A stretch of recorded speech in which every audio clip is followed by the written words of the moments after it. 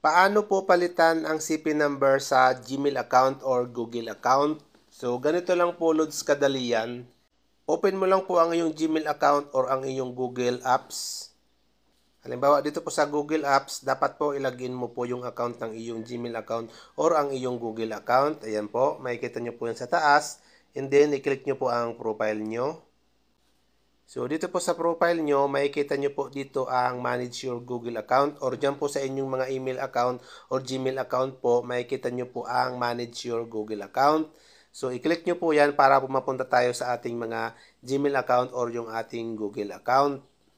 Tapos, mapupunta na tayo dito sa ating mga Google account. So, dito po, i-click po natin itong personal info. Dito po sa ating personal info, scroll up lang po natin. And then, makikita po natin dito sa ating contact info, itong phone number. Halimbawa po yan, gusto po natin yung palitan, i-click mo lang po yan. And then, lalabas na po ito. So, makikita nyo po yung number na yan dyan. And then, i-click nyo naman po ulit ito. Ito po, ang gawin nyo po, i-click nyo yung pin icon na yan or edit icon. And then, lalabas po ito, update number. So, dito po, i-click nyo lang po itong update number sa baba.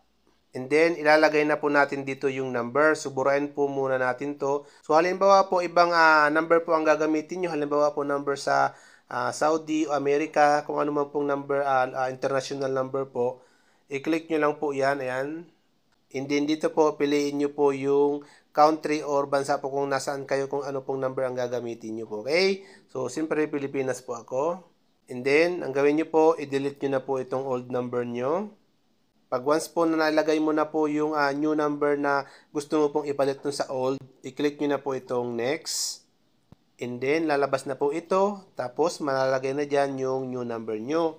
So, ngayon, dito naman po sa baba, i-click natin itong get code. Ngayon po mga lodis, ang gagawin po natin, dapat po may signal po yung ating mga SIM card po na inilagay dyan. Kasi po, magsisend po yan ng verification code sa number na yan. 6 digit po yan. Minsan naman po 8. Kadalasan 6 digit po. Kailangan nyo pong i-copy yun and then i-login nyo po. So, i-click natin itong get code. Makaka-receive po kayo dyan ng 6-digit code or code po na kailangan nyo pong i-enter dito sa number pong nilagay nyo. Okay? Pag once po na na-enter nyo na yung code, i-click nyo na po itong verify button. And then, mag-update na po yan. Ayan. So, ang gawin nyo po, i-refresh nyo na lang po yung inyong mga Google account or Gmail account nyo po. And then, balikan nyo po.